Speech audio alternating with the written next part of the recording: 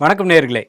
கடந்த சில நாட்களாக சுதேசமித்ரன் சேனலில் தொடர்ந்து வித்தியாசமான செய்திகள்லாம் ஒரு பட்டியலிட்டு கொடுத்துட்டு இருக்கோம். இந்த நியூஸ் நல்லா இருக்குது அப்படிங்கிற மாதிரி உங்கள் தரப்புல இருந்து வரவேற்புகள் வர்றதை நாங்கள் பார்க்குறோம். உங்கள் ஆதரவுக்கு நன்றி. இன்றைக்கும் ஒரு புத்தாண்டு, ஒரு ஹாப்பியான நியூ இயர் எல்லாரும் செலிப்ரேட் பண்ணிகிட்ருப்பீங்க. இந்த புத்தாண்டில் ஒரு சில முக்கியமான தகவல்களை உங்ககிட்ட ஷேர் பண்ணலாம் அப்படின்னு வந்திருக்கேன். அந்த வகையில் ஒரு ஒரு அவேர்னஸ், நம்ம ஒரு புது வருஷத்தில் அடி எடுத்து வைக்கிறோம். அதனால் ஒரு அவேர்னஸோடு ஆரம்பிக்கலாம் அப்படிங்கிறது தான் முதல் செய்தியாக கொண்டு வந்திருக்கேன்.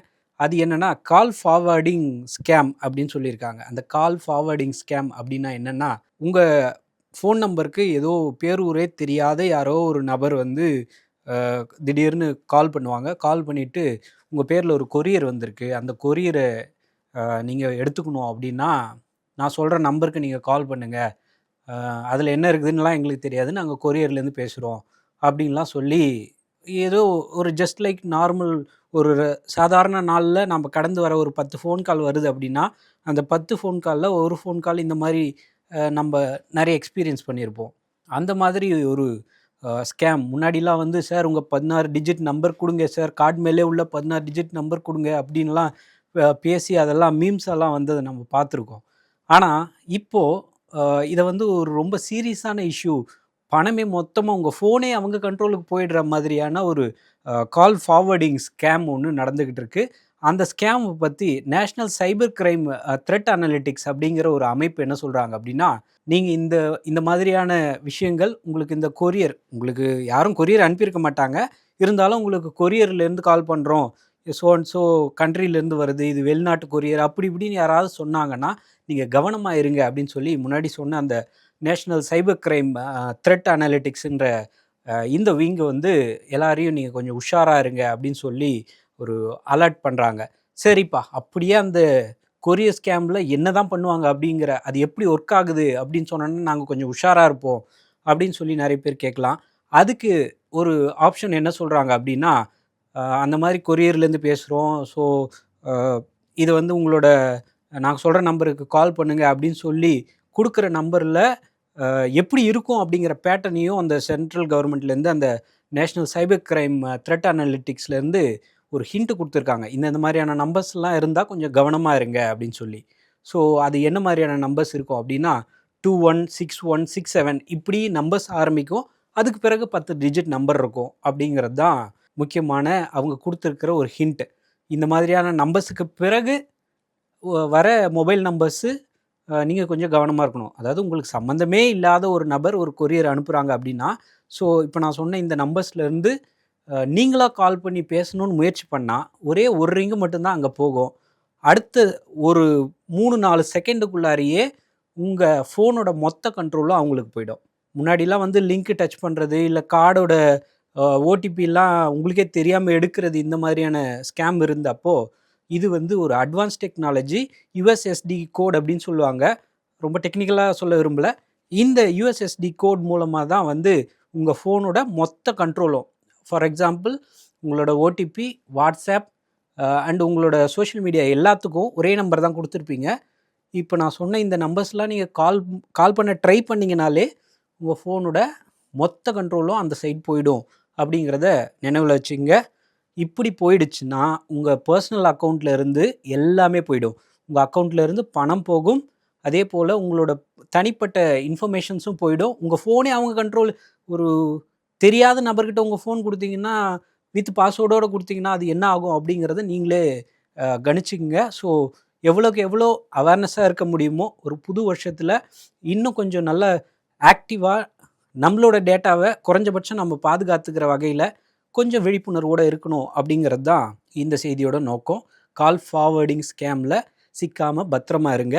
சப்போஸ் இதையும் மீறி ஏதோ உங்களுக்கே தெரியாமல் உங்கள் அக்கௌண்ட்லேருந்து பணம் போயிடுச்சு, இல்லை வேறு ஏதோ இன்ஃபர்மேஷனில் ஏதோ தப்பு நடக்குது, உங்களோட பேரை யூஸ் பண்ணி மிஸ்யூஸ் பண்ணுறாங்க அப்படின்னு நீங்கள் தெரிஞ்சுக்கிட்டீங்கன்னா, தயங்காமல் central government and digital fraud சம்மந்தமான ஒரு ஹெல்ப்லைன் நம்பர் இருக்குது, 1930 அப்படிங்கிற இந்த நம்பருக்கு நீங்கள் ரிப்போர்ட் பண்ணலாம்.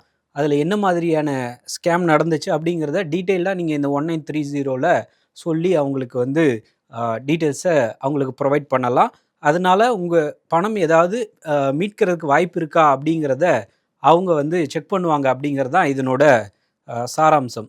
ரெண்டாவதாக வந்து பார்த்திங்கன்னா ஏடிஎம்ஸ் தொட்டதுக்கெல்லாம் டிஜிட்டல் பேமெண்ட்டாக போயிட்டதுனால ₹1 லட்ச ரூபா வரைக்கும் ஆன் த கோ ஒரு ஃபோனில் யூபிஐ வந்ததுக்கு பிறகு மொத்தமாகவே அந்த பரிவர்த்தனை டிஜிட்டல் டிரான்சாக்ஷன்ஸ் அதிகமாகிட்டதுனால இப்போ யார் கையிலையுமே பாக்கெட்டில் எவ்வளோ பணம் இருக்குது அப்படின்னு கேட்டிங்கன்னா லிட்டரலாக நிறைய பேர்கிட்ட பணமே இல்லை, எல்லாமே டிஜிட்டல் டிரான்சாக்ஷனாக மாறி போச்சு.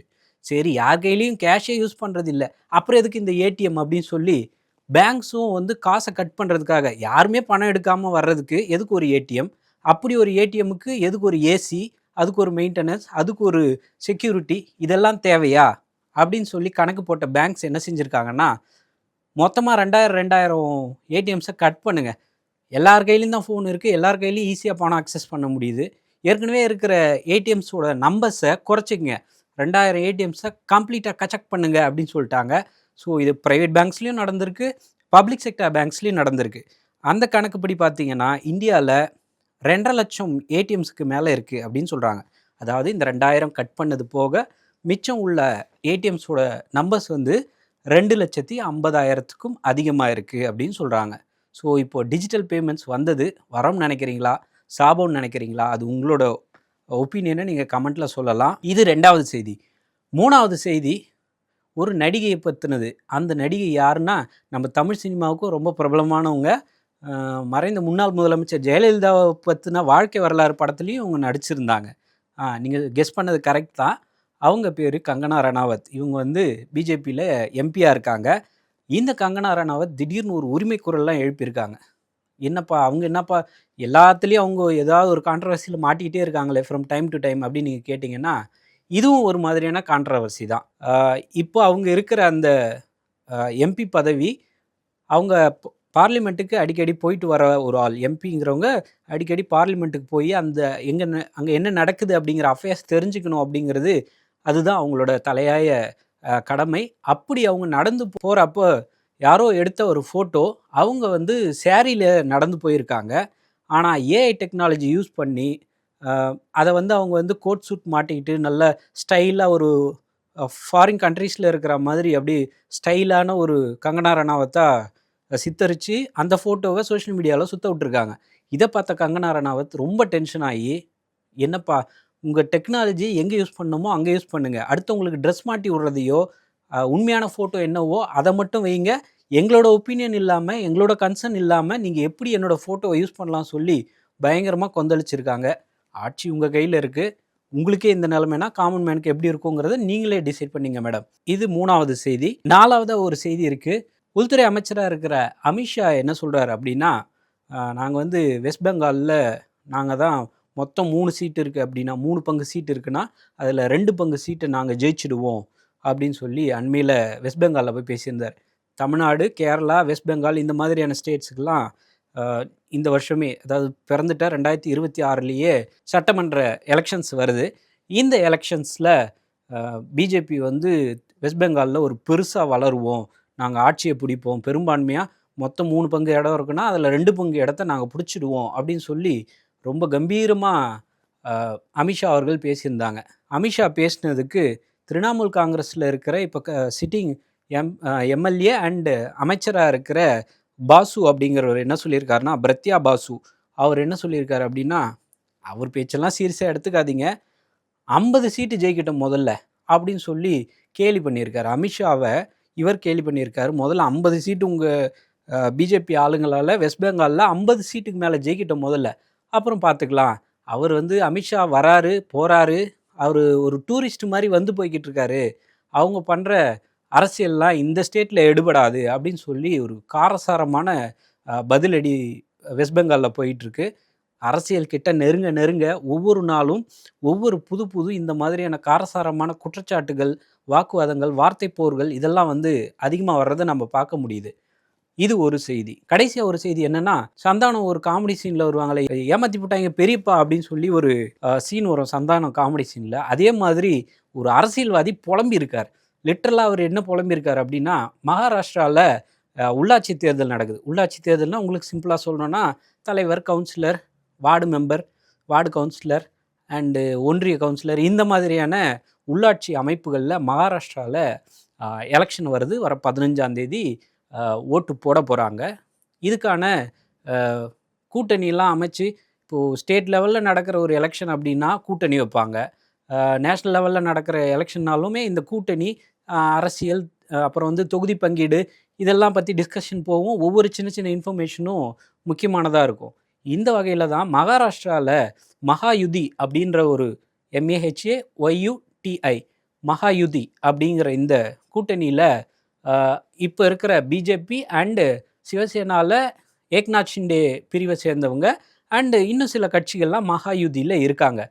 இவங்க வந்து எம்எல்ஏ எலெக்ஷனில் இந்த மகாயுதி தான் பயங்கரமாக ஜெயிச்சு அவங்க வந்து ஆட்சியை பிடிச்சிருக்காங்க. இப்போ மகாராஷ்டிராவில் அவங்களோட ஆட்சி தான் நடக்குது. இருந்தாலும் அந்த கூட்டணி கட்சியில் இருக்கிற அத்வாலே ராம்தாஸ் அத்வாலே அப்படின்னு ஒரு மத்திய அமைச்சர் இருக்கார்.